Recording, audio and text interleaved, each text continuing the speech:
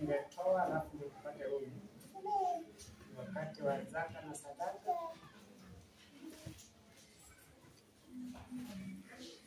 Mariam. Yes. Namba 9. Muumbaji mfalme vitu vyote vyako, ni kwa ukarimu wako ninabarikiwa, ni kwa ukarimu wako ninabarikiwa.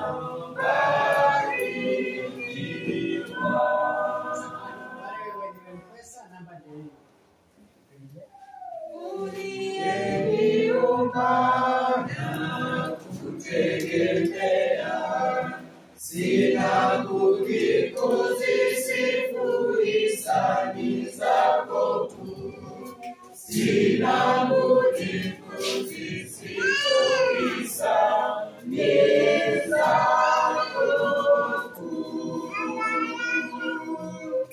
Nitatoa nini kwanza vyote vyako, upendo wako wadai moyo wa shukrani, upendo wako wadai moyo wa shukrani.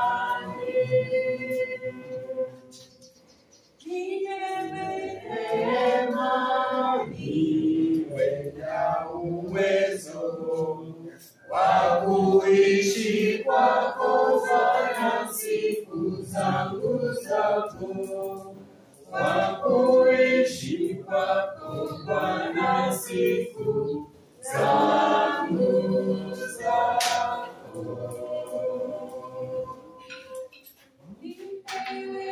Neema niwe na uwezo wa kuishi kwako Bwana siku zangu zako, wa kuishi kwako Bwana siku zangu zako.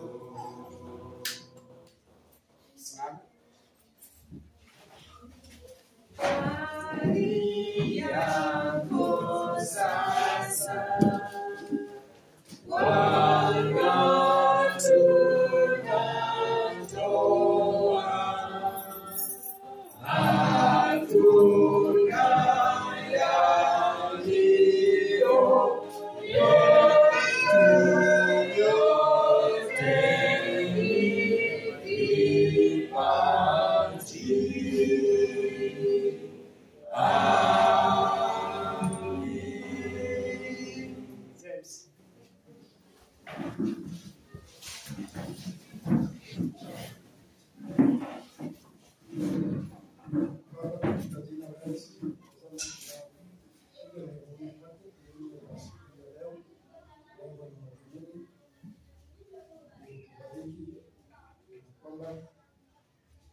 Tunaweza kutumia wakati wetu wa siku ya leo.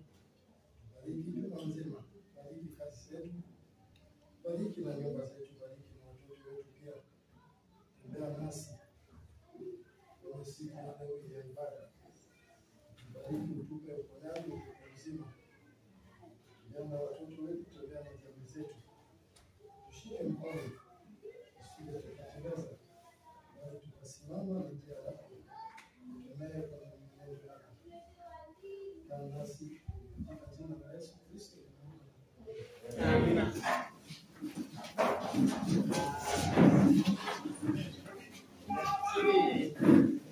Sababu ya masaa ni wakati wa divine service. Nikaribishe mwalimu tumelee mkate wa masaha. Karibu.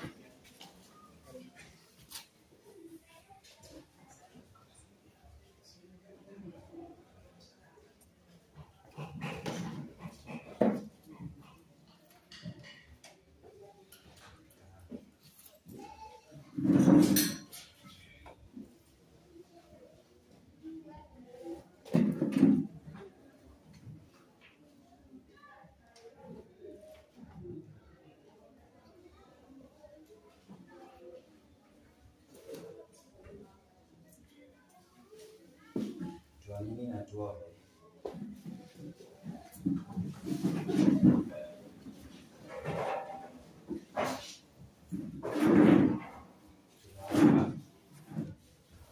Asante Mungu kwa wema na fadhili zako, jina lako likaweze kutukuzwa, mapenzi yako yakaweze kutimizwa. Tazama tumesimama na kusanyika mbele zako, ukaweze kutuangaza na utukufu wako, ukaweze kutuelimisha na kuyaweza kuyakumbusha maandiko yako matakatifu, tunapoenda kujidhihirisha katika neno lako. Utukufu wako ukaweze kuonekana, mapenzi yako yakaweze kuonekana katika watu wako, ukaweze kutubariki kila mmoja wetu ambao wamekusanyika hapa na wale ambao wamekusanyika nje, pia ukaweze kuwabariki na mapenzi yako yakaweze kuenea katika vinywa vyetu, ukaweze kutangaza upendo wako. Tunaomba tukiamini katika jina safi la Yesu Kristo.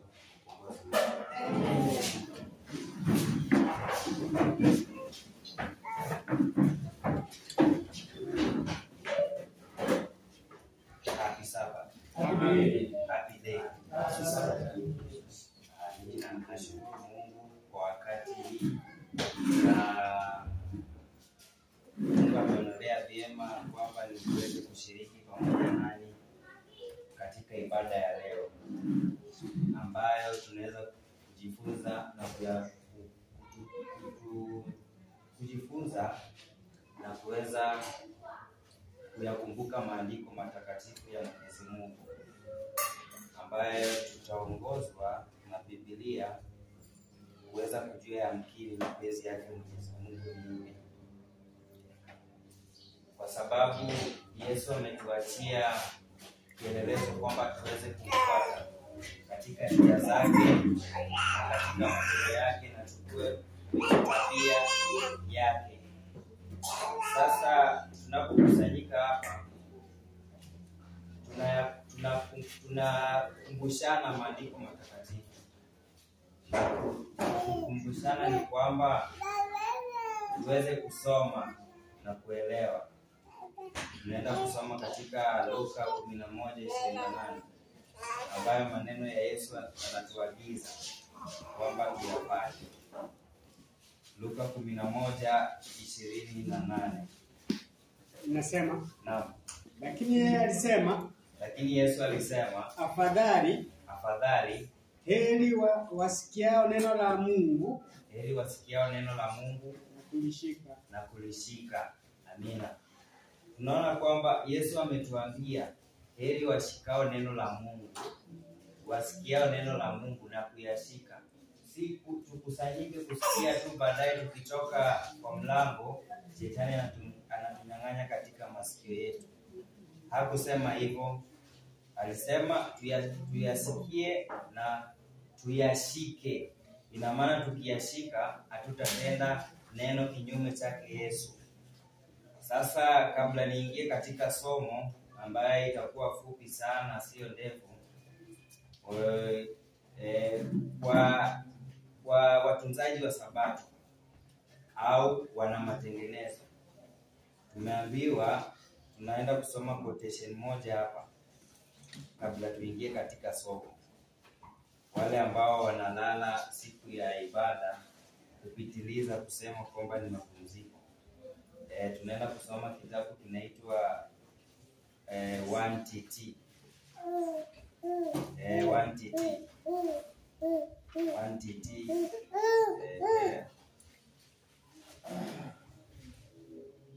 Testimony Treasure Volume 1, page 291.4. Sijui kama kuna mtafsiri. 1TT 291.4.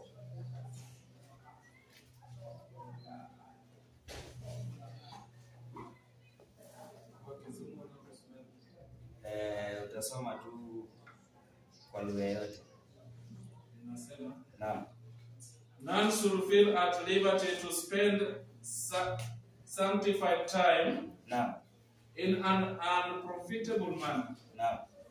It is displeasing to God for Sabbath keepers to sleep during much of the Sabbath. tunaambiwa hakuna ambaye anayepaswa kulala siku ya Sabato, kusema kwamba eti ni Mungu alisema siku ya mapumziko tufanye nini? Tupumzike. Sasa uchukue hiyo muda wako kulala kwamba Mungu alisema tupumzike. Aendelea. They dishonor their Creator in so doing. Ati wanafanya aje? Wanakosa kumheshimu Mungu ama Muumba wao katika hiyo vitendo vyao. And by their example, Naam. say that the 6 days are too precious Naam. for them to spend in resting. Naam. They must make money, Naam. although it be by robbing themselves of needed sleep. Ati wanafanya nini? Wanamuibia Mungu katika kulala kwao siku ya ibada. Wanamuibia Mungu ama robbing, kumuibia Mungu katika kulala kwao. Haya, tukisoma hata pia wale ambao wanaosinzia katika ibada. Ukisoma 60 kwa sababu tunakuwa na siku ya maandalio, na siku ya maandalio tunajipanga kwa kulala mapema na kujiandaa kwa ajili ya Sabato, kwa sababu siku ya ibada hatufai kusinzia katika ibada. Ukisoma 60 ngapi? 63 60, wacha nitafute haraka haraka.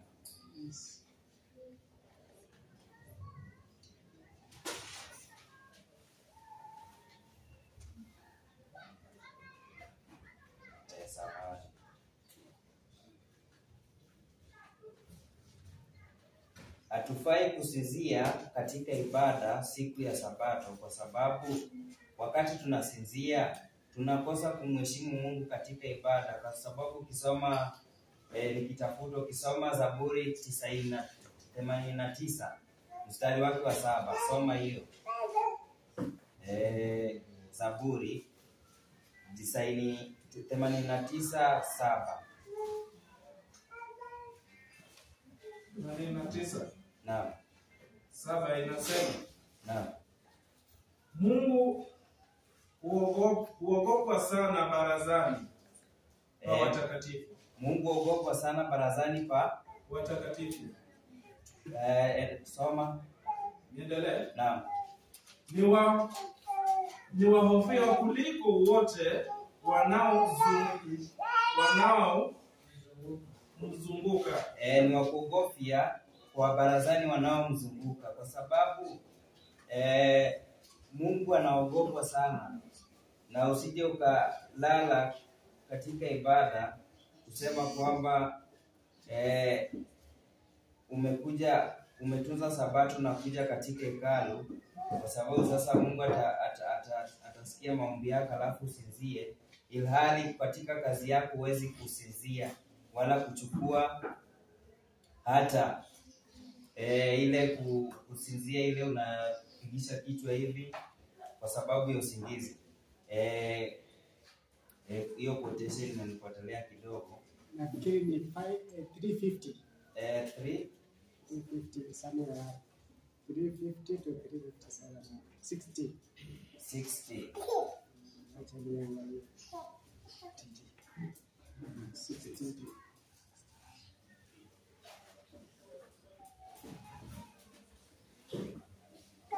Nani amepata? Ni 3.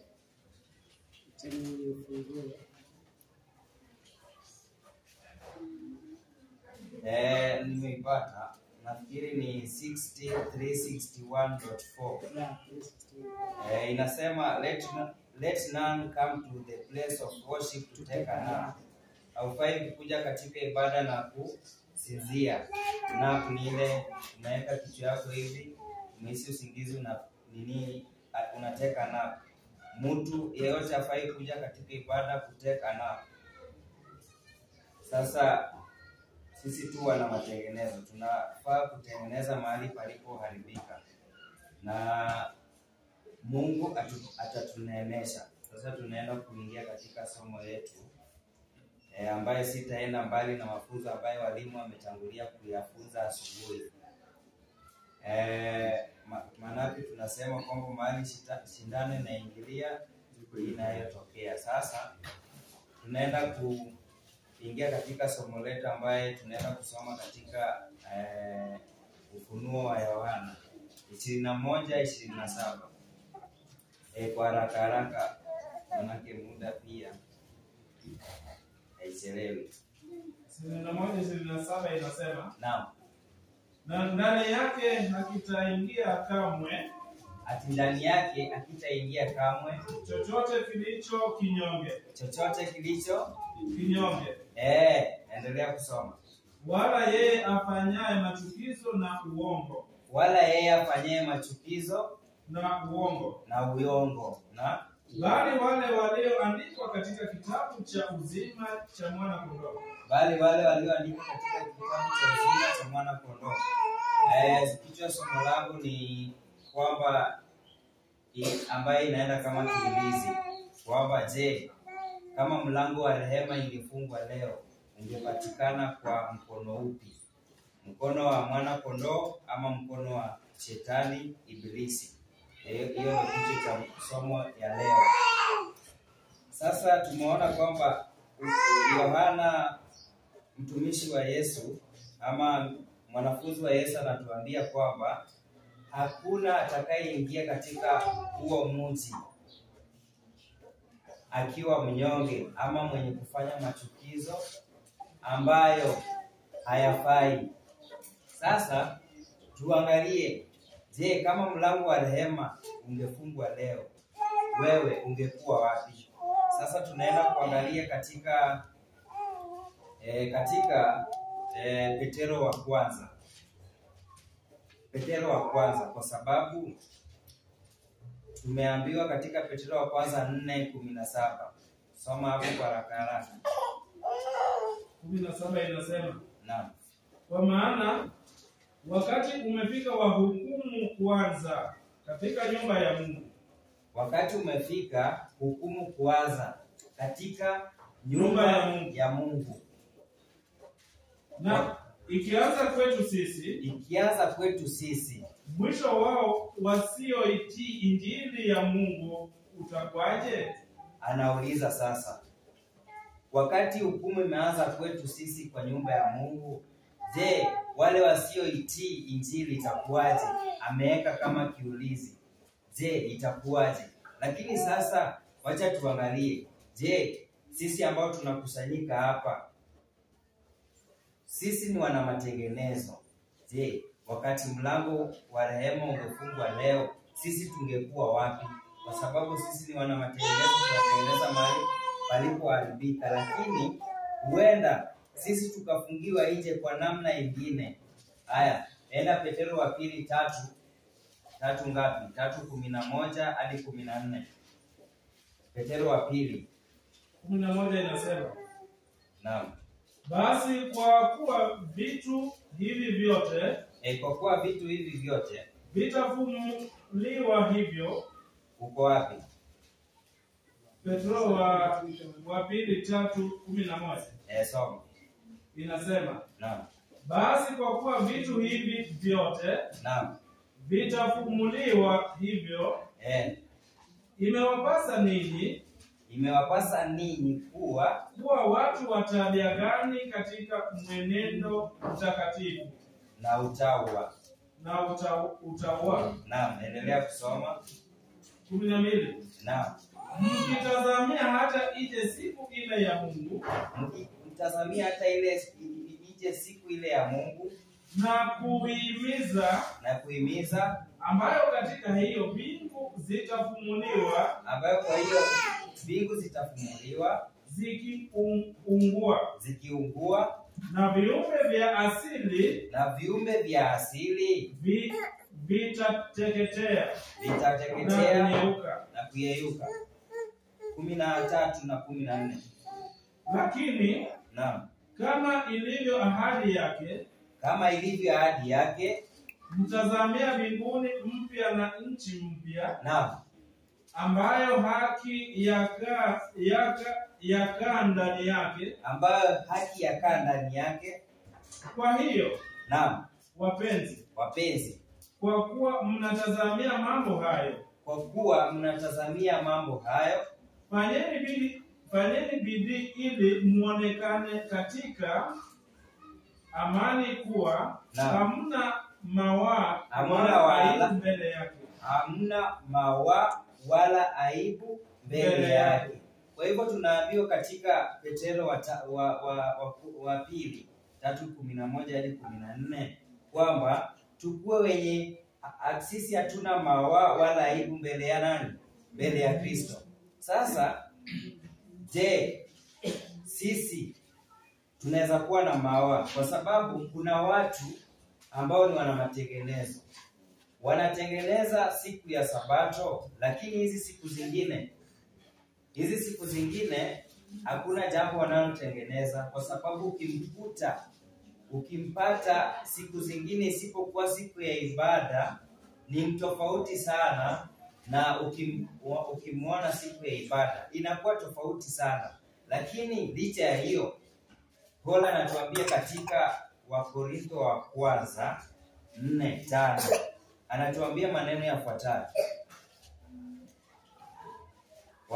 Wakorintho wa kwanza 4:5 inasema, naam, basi ninyi msihukumu neno kabla ya wakati wake. Naam, hata ajapo Bwana ambaye atayamulikisha yaliyositirika ya giza na kuyadhihirisha mashauri ya mioyo, ndipo kila mtu atakapoipata sifa yake kwa Mungu. Hapo sasa ndo kuna pointi yangu kwamba wakati utafika, kila mtu mbele ya Mwenyezi Mungu atapata habari yake kwa nani? Sifa yake kwa Mungu. Atapata sifa zake kwa Mungu. Akiwa alikuwa na sifa za ukaidi, ama alikuwa na sifa ambayo si za Kristo, je, yeye atakapokufa na hukumu itakapowekwa, yeye atapata sifa zake kwa nani? Kwa Mungu. Sasa tuangalie maana kuna jinsi ya kuishi, na tumeambiwa katika tutasoma hiyo ndio nijenge pointi yangu. Timotheo wa pili 3:12 ndio nijenge pointi yangu hapo. Timotheo wa pili 3:11 inasema, naam, na upendo, naam, na saburi. Kwa Timotheo wa pili 3:11 naam, ndio hiyo nasoma. naam, na upendo, enda tu 12 hapo. 12 inasema, naam, na wote wapendao kuishi maisha ya utaua, na wote wanaopenda kuishi maisha matakatifu ya utaua katika Kristo Yesu wataudhiwa. Kitu cha kwanza, ukuwe tayari kuudhiwa. Niendelee. Naam. Lakini watu wabaya na wadanganyaji wataendelea naam, na kuzidi kuwa waovu, wakidanganya na kudanganyika. Bali wewe, achia hapo. Tumeona kwamba Petro katika ujumbe kwa Timotheo anasema wale watakaoishi maisha ya utawa ya utakatifu watalazimika kuudhiwa, na wataudhiwa na watu. Lakini licha ya kuudhiwa kuna tumaini jingine. Sasa wakati wewe umekuwa mwana matengenezo na uko tayari kuudhiwa, hakikisha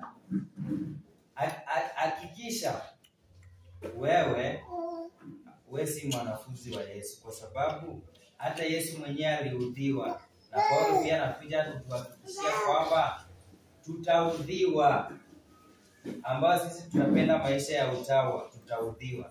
Sasa kuna njia mbili ya kuweka hazina yako. Kuna njia mbili ya kuweka hazina yako. Hazina ni mbili katika haya maisha ya dunia, kwamba hazina yako, kwa sababu tumeona kwamba kila mtu atapata sifa zake kwa mbele ya Mwenyezi Mungu. Sasa kuna njia ya kuweka hazina yako. Hazina yako unaweza kuweka katika Kristo, ama hazina yako unaweza weka kwa hazina ya shetani. Na tuangalie, je, haya hazina yanawekwa aje? Ukiangalia katika 60447.2 60447 Testimony for the Church volume 6 447.2. Mwenye amefika pointi yako iko pale chini. There are two only places. There are two Only only places. places that he may engage and engross all our capabilities in devoted service for salvation of souls. Anything short of this is opposition to the work. There are only two places in the world Ati kuna njia mbili kwa dunia where we can deposit our treasures. ambayo tunaweza kuweka hazina yetu. In God's storehouses, Kwa hazina ya Mungu mbinguni, or in Satan's, ama kwa shetani, and all that is not devoted to Christ's service ambayo hayatolewi kwa Kristo katika huduma yake, is counted on Satan's side. inahesabiwa katika hazina ya shetani. And it goes to strengthen his cause. Sasa hapo tunaambiwa kwamba kuna njia mbili ya kuweka hazina yako, kwa sababu sisi wote tutapata habari yetu kwa nani? Kwa Mungu. Na sasa hii njia mbili ya kuweka hazina, unachagua njia yako mwenyewe. Unaweka hazina yako wapi? Kuna hazina ya shetani na kuna hazina ya Bwana Yesu Kristo. Sasa hapa tunaambiwa kwamba yeyote ambayo yanatendeka kwa utumishi ambayo si ya Kristo yanawekwa kwa hazina ya nani? Ya shetani. Yanawekwa kwa hazina ya nani? Ya shetani. Na tumeambiwa hata si kwa matendo tu, bali matamshi yote. Matamshi yote ambayo watakalo nena wanadamu yote yatakuwa wapi? Kwa habari zako. Sasa tuangalie katika, Bwana Yesu alituambia katika Mathayo 12:34 hadi 36. Mathayo 12:34 hadi 36. Inasema, Naam. enyi wazao wa nyoka. Naam. Endelee. Enyi wazao wa nyoka, mwawezaje kunena mema Naam. mkiwa wabaya? Naam. Maana kinywa cha mtu huyanena Ya uzayo ya ujazayo moyo wake. ya ujazayo moyo wake.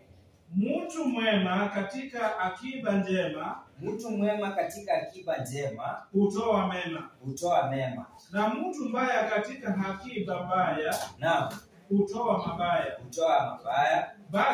Basi nawaambia kila neno lisilo maana, kila neno lisilo na maana watakalo linena wanadamu, watatoa hesabu ya neno hilo siku ya hukumu. Watatoa hesabu hiyo siku ya nini? Hukumu. Ya hukumu. Kwa hivyo tumeona kumbe hata kila neno, si vitendo tu, kila neno watakalo linena wanadamu watatoa hesabu siku ya mwisho. Na tumeambiwa katika SOP kwamba akiba ama hazina mtu anayeiweka, je, kama ni akiba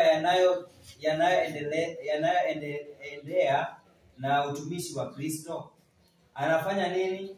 yanawekwa kama hazina kwa Kristo, na kama yasiyoenda na utumishi wa Kristo yanawekwa kwa akiba ya nani? Ya Shetani. Na tunaambiwa na Bwana Yesu kwamba akiba ukisoma 35 hapo, akiba njema hutoa mema, na mtu mbaya katika akiba mbaya hutoa mabaya. Sasa tumehakikishiwa kwamba sisi tumepewa nuru na tumepewa njia ya kumtumainia Kristo, na tunafaa tuige Kristo katika njia zote, kwa sababu yeye aliudhiwa na mitume wake pia waliudhiwa hivyo hivyo. Na sisi pia tunapoishi kipindi cha mwisho na hukumu inaanza katika nyumba ya Mungu, sisi pia tutalazimika kuishi maisha ya mateso na kuudhiwa pia. Sasa tukiangalia pia, kwa sababu unaweza kuwa mwana matengenezo, unajua ukweli wote, ujumbe uko nayo, lakini uko na mapungufu mengine. Paulo anatuambia na anatuhakikishia katika Wakorintho wa pili 13:8. Soma hiyo. Wakorintho wa pili 13:8. Inasema, Naam. maana hatuwezi kutenda neno lolote. Paulo anatuambia sasa, maana hatuwezi kutenda neno lolote kinyume cha kweli, bali kwa ajili ya kweli. Sasa Paulo anatuambia kwamba wao pia hawakutenda kinyume cha kweli, na sisi hiyo pia kweli pia tunafaa kuenenda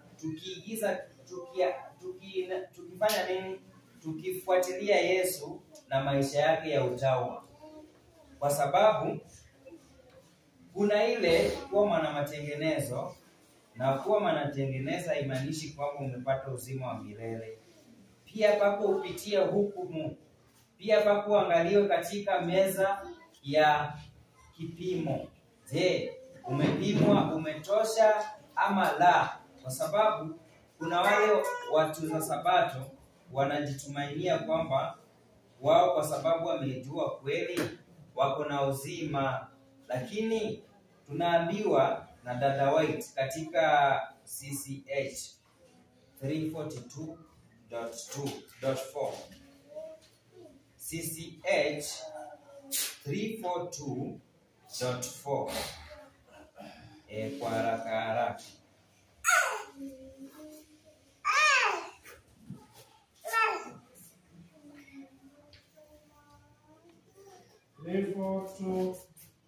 Inasema hivi. Naam. The great crisis CCH 342.2. Uko hapo? Inaanza it is impossible to be.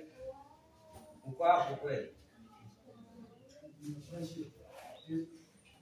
Inaanza the great crisis.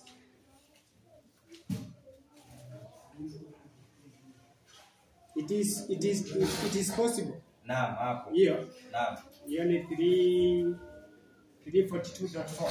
Naam. Nasema hivi. It is possible to be a partial former believer and yet be found wanting and losing eternal life. Na bado unapatikana umepungukiwa na kupoteza nini?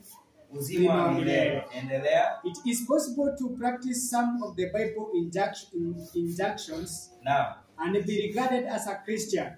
Inawezekana kutekeleza baadhi ya maagizo ya Biblia na kuchukuliwa kama Mkristo and yet perish because you lack qualification essential to Christian character. Na bado unaangamia kwa sababu unakosa sifa muhimu kwa tabia ya Kristo. If you neglect or treat with indifference the warning that God has given, ukipuuza na kutojali maonyo ambalo Mungu ametoa, if you cherish or excuse sin, ukiwa unathamini au kusamehe dhambi, you are sealing your soul's destiny. Ati unafanya nini? Unaweka muhuri hatima ya nafsi yako. You will be weighed in the balance and found wanting. Ati utafanya nini? Utapimwa. Utapimwa katika mizani na utakutwa umefanya nini? Umepungukiwa. Hapo inatupeleka katika Danieli 5:27. Mene tekeli, umepimwa na umeonekana umepungua. Haya, soma, endelea kusoma. Grace, peace, and burden Naam. will be forever withdrawn. Naam. Jesus will have passed by, Yesu atakuwa amepita, never again to come within reach of your prayers ati hatafikiwa tena na maombi yako. and entreaties. Naam. Where mercy lingered, while the Savior is making intercession, let us make a thorough work for eternity. Ati tunaambiwa tufanye kazi kamili kwa ajili ya nini? Eternity, kwa ajili ya milele. Tumeambiwa kwamba tunaweza kupoteza maisha ya umilele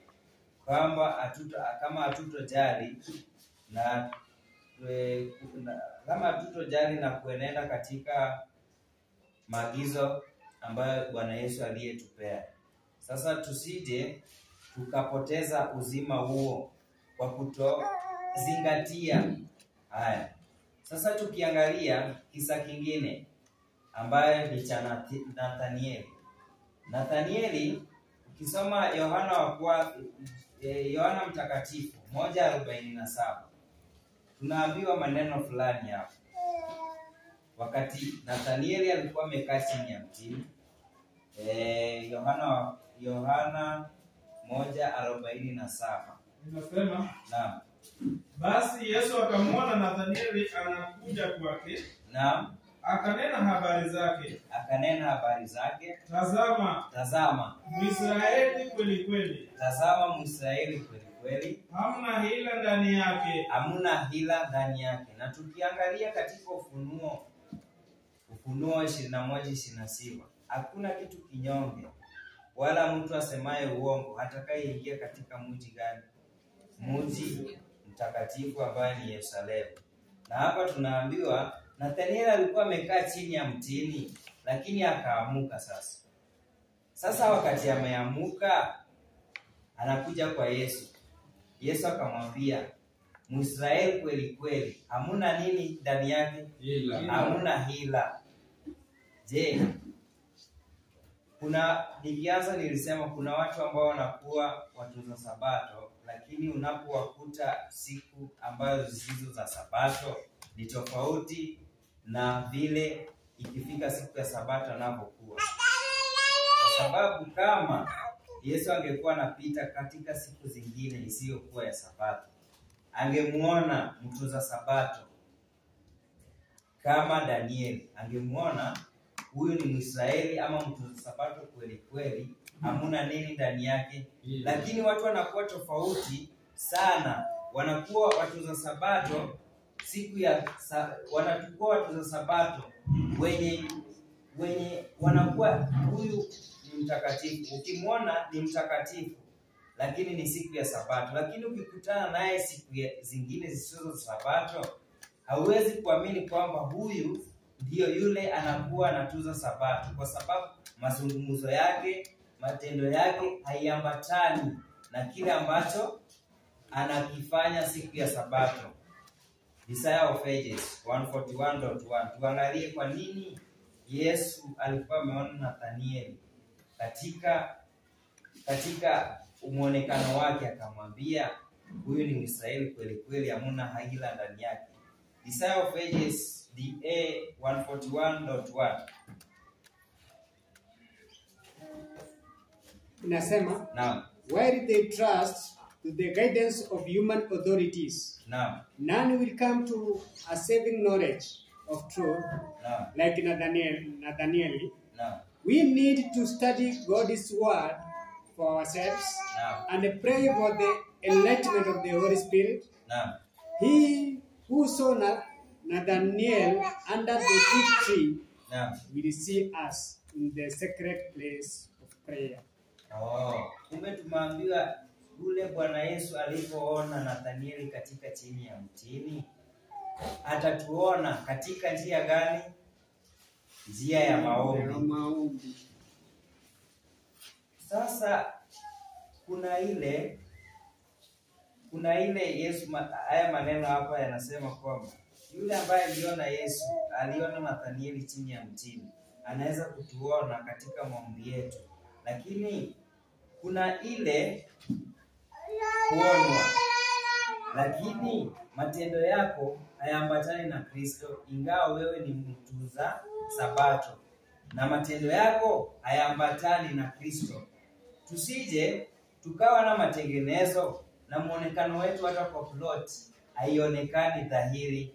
Tusije tunajifanya sisi ni watu wa Sabato, na wale ambao hawajamini wanatuangalia kama visivyo. Kwa sababu dada White amesema maneno yafuatayo. Maneno yafuatayo ukisoma katika kitabu hapa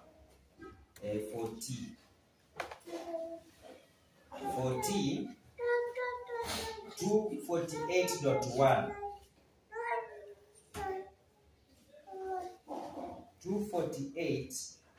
248.1 Inasema, Naam. a partial observance of the Sabbath, Naam. the Sabbath law is not accepted by the Lord and has a worse effect Naam. on the minds of the sinners Naam. than if you made no provision of being a Sabbath keeper. Naam. They perceive that your life contradicts your belief. They lose faith in Christ, in Christianity. Akomea tu hapo. Tunaambiwa kwamba utunzaji wa Sabato, sehemu ya sheria ya Sabato, haitakubaliwa kwa Bwana na una athari mbaya zaidi katika akili za wenye dhambi kuliko kama ukiri kuwa mshika Sabato. Wanatambua kwamba maisha ya wao wenye dhambi, wakikuangalia wewe unatunza Sabato na unakiri kwamba unatunza Sabato, lakini wanapokuangalia wanatambua kwamba maisha yako yanapigana na imani yako. Maisha yako yanapigana na imani yako. Kwa sababu gani? Kila ambacho unakiamini na matendo yako hayaendani. Hao ndio wenye dhambi wanaangalia, wale wasioamini huko nje. Wanaangalia huyu ijapo anatunza Sabato, lakini maisha yake na vitendo vyake haviambatani na imani yake kabisa. Haya, tuangalie. Mungu ametuhakikishia katika Samueli wa kwanza 2:3. Samueli wa kwanza 2:3 ametuambia maneno yafuatayo ambayo tukiangalia sana ni hatari kwetu sana. 2:3 inasema aje? Msizidi kunena kwa kutakabari, Msizidi kunena kwa kutakabari, majivuno yasitoke vinywani mwenu. Ati majivuno yasitoke vinywani mwenu, kwa kuwa Bwana ni Mungu wa maarifa. Kwa kuwa Bwana ni Mungu wa maarifa, na matendo hupimwa na yeye kwa mizani. Hapa sasa ndo tunawekwa sasa kwamba matendo yetu yanapimwa katika mizani. Matendo yetu hupimwa na yeye katika mizani. Bwana Yesu asifiwe. Amen. Tumeambiwa licha ya kuwa sisi ni wana matengenezo, watunza Sabato, lakini kuamini kwetu, matendo yetu, maongezi yetu yataletwa na sisi sote tutapata habari kwa Mungu. Sasa tunajua huyu mtume anaitwa Paul, ambaye alihubiri zaidi kwa watu mbalimbali, watu tofauti tofauti. Tunamwangalia sana kwa sababu mahubiri yake hayakuwa ya kawaida. Mahubiri yake katika mitume wa Yesu hakuna ambaye aliyefanya zaidi yake. Sasa tukiangalia hii maisha ya Paul, tukiangalia katika Act of Apostle 5:10.2, tuangalie maisha yake alikuwa vipi. Katika maisha yake alikuwa vipi? Wale waliomsongelea walikuwa wanapata habari kivipi, habari ya mbinguni?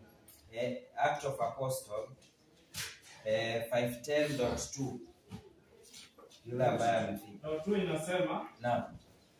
Paul carried with him the atmosphere of heaven. Naam. All who associated with him felt the influence of his union with the Christ. Ati wote walioshirikiana naye walihisi nini? Ushawishi wa muungano wake na Kristo.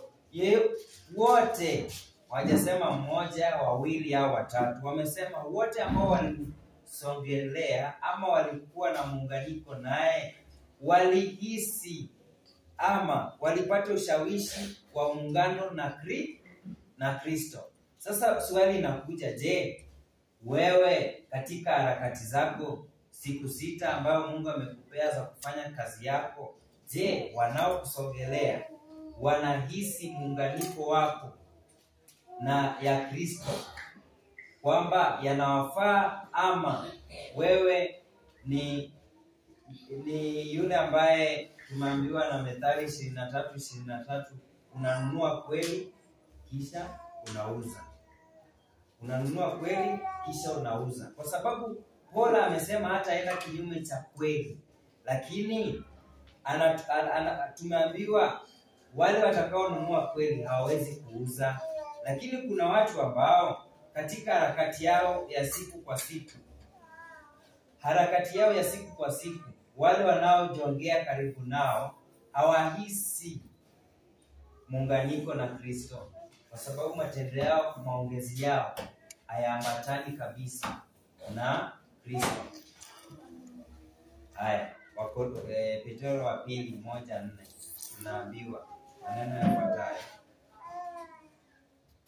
Petro wa pili 1:4. 1:4 inasema, Naam.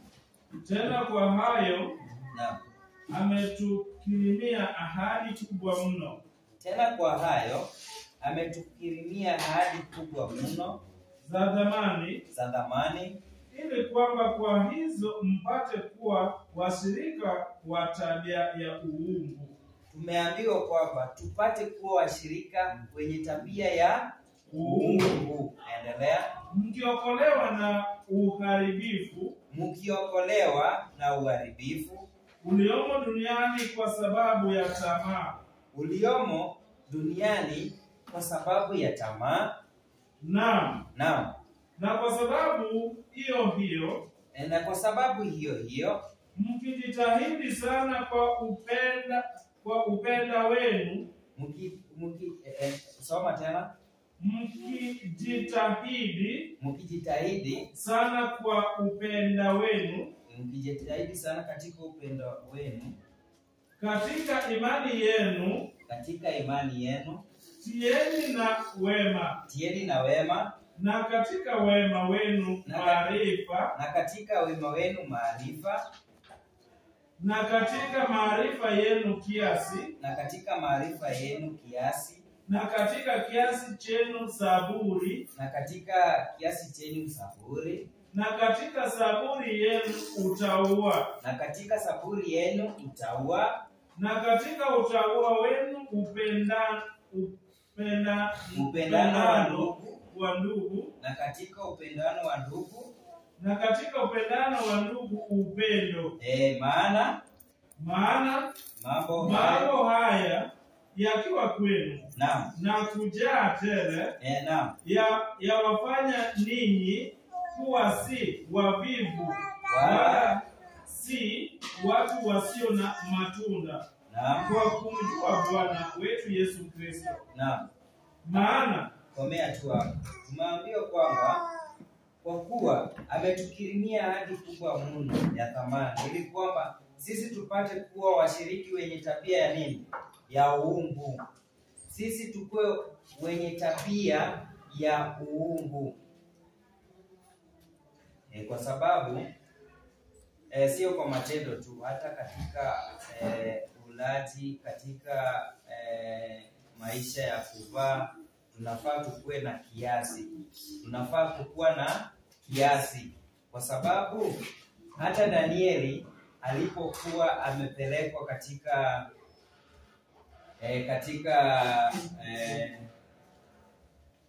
nini?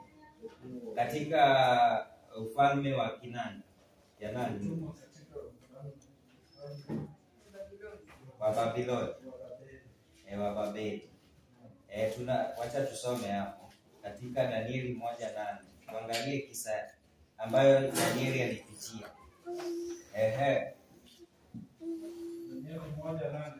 Danieli 1:8 inasema, naam. lakini Danieli aliazimu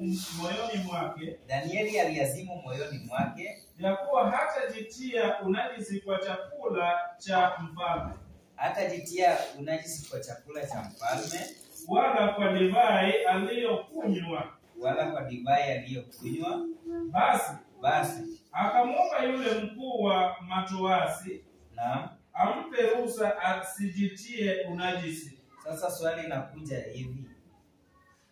Wakati Danieli anakataa hata jitia unajisi na chakula cha mfalme, ni nini ambacho alikuwa amekifahamu na hicho chakula?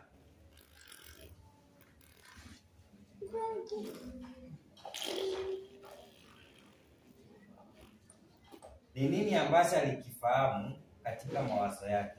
Kwa sababu hii kisi inatupeleka,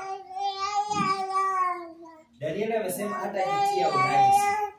Na hii kisi inatupeleka katika Edeni, Adam na Hawa. Ukisoma wacha nasoma kwa haraka ndio niokoe muda. Katika Mwanzo 3:1, basi nyoka alikuwa mwerevu kuliko wanyama wote wa mwitu aliwafanya Bwana Mungu. Akamwambia mwanamke, eti hivi ndivyo alivyosema Mungu, msile matunda ya mti ya bustani. Mwanamke akamwambia nyoka, matunda ya mti ya bustani twaweza kula, lakini matunda ya mti ulio katikati ya bustani Mungu amesema msiale wala msiaguze, msije mkafa. Hapa tunakuta kuna vyakula viwili. Mungu amekataza hiki na Mungu ameruhusu hiki. Hicho ndio kile ambacho Danieli alikuwa amekifahamu, kwamba kuna chakula ambacho kinafaa kwa mwili na kuna chakula ambacho hakijafaa kwa mwili, ambayo Bwana Mungu ametupea kila agizo kwamba msiale haya, mnaweza mkala. Danieli alikuwa anakifahamu hicho. Na hii kisa bado inatupeleka katika Mathayo 4. Ukisoma Mathayo 4 pia tunaona kisa nyingine. Mathayo 4:3. Mjaribu akamjia akamwambia, ukiwa ndiye mwana wa Mungu, amuru kwamba mawe haya yawe mikate. Amuru kwamba mawe haya yawe mikate. Haya ni maneno ya Shetani. Anasema amuru kwamba mawe haya yawe mikate. Unaweza kuwa mwana matengenezo ila haukuli nyama, lakini unafanya nini? Shetani ameleta mbinu nyingine kwamba kama huwezi kula nyama, kuna ile nyingine ameleta inakaa kama nyama, inaitwa sauce. Sasa Shetani anamwambia Yesu afanye nini? Amuru mawe kuwa nini? Mkate. Maneno haya haikuingia katika akili mwa Yesu. Haya, Danieli pia akafahamu kitu nyingine, kwamba katika himaya ya kifalme kuna vyakula na kuna vinywaji. Akafahamu kwamba hapa katika unywaji kuna pombe, divai. Hata jitia unajisi na chakula cha mfalme. Hapo kulikuwa na chakula na kulikuwa na pombe. Akafahamu pombe haiwezi kujitia unajisi nayo, ukisoma vitu ambavyo pombe hufanya katika Methali 21 inasema maneno yafuatayo: mvinyo udhihaki, kileo huleta ugomvi. Na Danieli hakuwa mtu wa ugomvi. Alifahamu kwamba licha atakunywa pombe katika himaya ya kifalme, ingemsukumia kuwa mwenye ugomvi, na akosaye kwa vitu hivyo ana hekima. Kwa hivyo tunaona kwamba Danieli alifahamu kwamba ili kuwa na hekima lazima asije akafanya nini, akajitia unajisi na chakula cha mfalme. Haya, wacha tuangalie katika Zaburi pia 31. Zaburi 31, kwa sababu sisi pia tutaudhiwa. Zaburi 37:31 inasema hivi, licha ya Danieli kukataa hayo chakula, alifahamu kitu. Na tunaambiwa katika Zaburi 37:31, sheria ya Mungu wake imo moyoni mwake, hatua zake hazitelezi. Danieli hangeweza kuteleza katika kujitia unajisi na chakula cha mfalme, kwa sababu sheria ya Mungu ilikuwa wapi? Mioyoni mwake. Hangeweza kujitia unajisi na chakula cha mfalme. Hata sisi tunapoudhiwa katika maisha yetu ya utawa, tusiwe na shaka, kwa sababu Bwana Yesu ametuambia na ametupea kielelezo. Yeye alipigwa, hakurejesha. Alipigwa kofi, hakurejesha, na akasema yeyote atakayewapiga shavu hii, mgeuzie na shavu ya pili. Na tunaambiwa katika Zaburi 109:11 anatuambia, neno lako nimeliweka moyoni mwangu, nisije nikafanya nini? Nikakutenda dhambi. Kwa hivyo Danieli alikuwa ameweka sheria ya Mungu wake katika moyo wake, na angeweza kujitia unajisi. Sasa kuna maneno katika Danieli ambayo Danieli 1:9. Tuangalie sasa. Inasema hivi, Danieli 1:9 na 10. Basi Mungu alimjalia Danieli kupata kibali na huruma machoni pa huyo, kwa sababu alikuwa ameweka sheria ya Mungu wake kwa moyo wake. Mungu akamjalia kupata huruma machoni pa huyo mkuu wa matowashi. Akamwambia Danieli, mimi namuogopa Bwana wangu mfalme aliyewagiza ninyi chakula chenu na kinywaji chenu. Kwa nini azione nyuso zenu kuwa zipendezi kama nyuso za vijana elimu zenu? Basi kwa kufanya hivyo mtatayarisha kichwa changu mbele ya mfalme.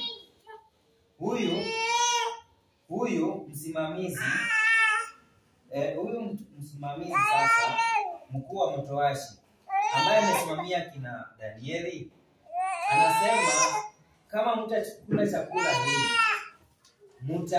mtaniweka kwa hali ya kukatwa kichwa. Mtaniweka katika hali ya kufanya nini? Kukata kichwa. Sasa tuangalie ni Mungu alifanya nini katika huyo mkuu wa mtowashi. Mungu alifanya nini? Na tunaangalia katika Zaburi pale bado 37. Zaburi 37 ambayo inasema hivi. Zaburi 37:5 inasema, umkabidhi Bwana njia yako, pia umtumanie naye atafanya. Kwa hivyo kila ambacho Mungu alitia ndani ya mkuu wa mtowashi ni kwamba amkabidhi nini? Njia zake, kwa sababu alikuwa ameweka kwamba kama Danieli na wenzake hawatakula chakula cha mfalme, kichwa chake kingekatwa. Sasa nia ya mkuu wa mtowashi, Mungu akaweka nia yake kwamba amkabidhi Bwana njia zake na amtumainie, naye Bwana angefanya kutokacha kichwa chake. Haya pia ukisoma katika Methali 16:7 unaambiwa pia umkabidhi Bwana mzigo wako. Umkabidhi Bwana mzigo wako na njia zako, naye atafanya. Sasa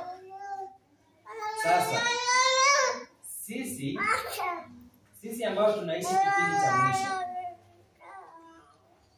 sisi tukue tayari kuudhiwa. Sisi tukue tayari kuishi maisha ya utawa. Na tumeambiwa katika Mathayo 24:44 kwamba jiwekeni tayari. Jiwekeni tayari na maana kwamba si kujiweka tayari siku ya Sabato, kwa sababu pia haya maneno yamerudiwa katika Mathayo 20 kwamba tusiwe watu wa kukimbilia tu Sabato kwa sababu tunaogopa kuhukumiwa. Hapana, si tukimbie kwa Sabato kwa sababu sisi ni wagonjwa. Hapana, sisi tujiweke tayari siku zote kwamba mlango wa rehema ikifungwa tukue tuko ndani, sio nje. Tukue tuko ndani. Bwana Yesu asifiwe. Sasa wana matengenezo ni watu wa kujiweka tayari, na katika njia zetu zote kufanya kitu ambacho kinampendeza Mungu. Na watu ambao walipo karibu na sisi, watu walipo karibu na sisi pia wahisi kwamba upendo wa Mungu uko bado. Sio kwamba unamwendea mtu na ujumbe mkali, anakuuliza kwenyu amkuli nyama, na mimi hiyo mahubiri siyapendi. Badala muende na ujumbe wa neema kwamba hivi na hivi, ukimkubalia Yesu Kristo yote yanawezekana. Sasa wewe unataka mtu aache nyama na hajakubali Kristo? Haiwezekani katu. Kwanza akubali Kristo, hayo mengine yatafuata. Hayo mengine yatafuata, kwa sababu ukisoma Yesu anatuambia katika Mathayo Yohana 16:33 yeye ameshinda ulimwengu. Sasa paka tumtumainie yeye kwanza, ndipo njia zetu tumkabidhi na njia zetu, kwa sababu kama si mchezo Danieli angejitia unajisi, na yule mkuu wa mtoashi angefurahia, kwa sababu hiyo ndo kazi alikuwa amepewa. Alikuwa naogopa hii maneno ya Danieli, akaogopa sana. Sasa sisi kama wana matengenezo, katika siku kwa siku ambayo tunajumuika na watu wasioamini Injili, tukue watu wa kupeleka Kristo kwanza, ndio tupeleke ujumbe nyingine. Tusiwe watu wa kupeleka ujumbe wa kwa sababu ujumbe wa mavazi, umeingia mtu umempiga na ujumbe kali kwamba mtu hafai kuvaa longi, kwamba mtu hafai kukula nyama, na huyo mtu ajui Kristo. Sasa unatarajiaje yeye kwamba akubali Kristo wakati wewe umempelekea ujumbe kwamba abadilike, na abadilike mwenendo wake na hajamkubali Kristo? Haiwezekani. Kwanza tunapeleka Kristo, alafu baadaye haya mengine atajua. Kwa sababu pale Zaburi ametuambia, Zaburi 37:5, mkabidhi Bwana njia zako. Sasa atamkabidhi aje Bwana njia zake ilhali yeye mwenyewe hajakuwa converted, akaacha yale ambaye anafanya kinyume cha Kristo? Hatufai kuenda kinyume cha kweli, kwa sababu Yesu mwenyewe alikuwa anakula na watu wenye dhambi, na Mafarisayo walijua alikuwa anakula na watu wenye dhambi. Hakubagua kwamba walikuwa wanataka wahisi upendo wa mbinguni, kwamba hii ujumbe ya Injili yanafaa mwenye dhambi na yule ambaye asiyejua Kristo kabisa yanamfaa. Kwa hivyo tujihusishe katika hili kwamba tupeleke Kristo kwanza. Haya mengine huyu asiyeamini atajua, kwa sababu wakati umempelekea Kristo kwanza, akikuja hapa aone kweli hao watu wakuli nyama, hawakunywi soda, hao watu wanavaa manguo marefu, yeye pia ataanza kujiuliza kwamba kumbe hao watu nyuso zao zinapendeza ila hali hawakuli nyama. Lakini isikue unamhubiria ila hali wewe mwenyewe unaenda unaambiana kwamba niekeka nusu. Sasa wakati umemwambia nyama, anajua kwamba wewe ni mtunza Sabato, na mtunza Sabato kwa imani yao, wale ambao wanatarajia kurudi kwake Yesu hawali nyama. Na wewe wakati anakuangalia hiyo siku zingine, anakuangalia umeenda pale umepimiwa nyama umekula, alafu wewe sasa uende umkonvince kwamba sisi wa Sabato hatuli nyama, haingii kwa akili yake kabisa. Tukue watu wenye matendo, sio siku ya ibada tu kwamba tunaonyesha furaha na tunaonyesha kwamba sisi ni watu wa Sabato. Hapana, ni watu wa matendo mazuri, sio siku ya ibada tu, bali siku zingine, na Mungu aweze kuwabariki. Amina. Amen. Tuamini na tuombe.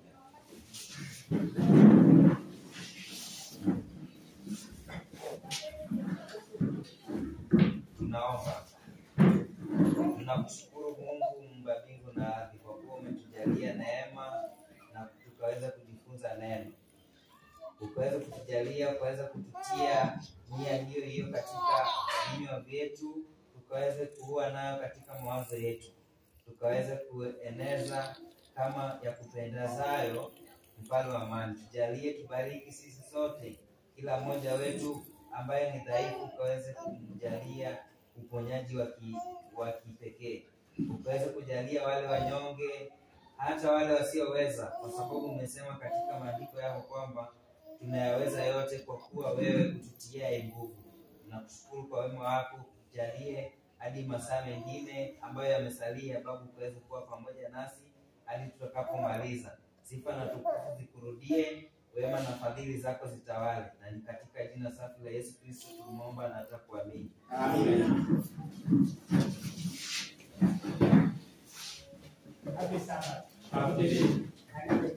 Hayo mafundisho ama mlikuwa mmelala? Unajua kama kuna siku na siku kwa wewe ni siku ya Sabato? Na siku ya Sabato ndio tunaweza kuclaim God is what? Blessings. Good. Siku ya Sabato ndio siku tuna claim God is blessings. Ndio tutakuja kuangalia baadaye. Sasa ni wakati wa mankuli wa mchana, tutachukua muda tuombe.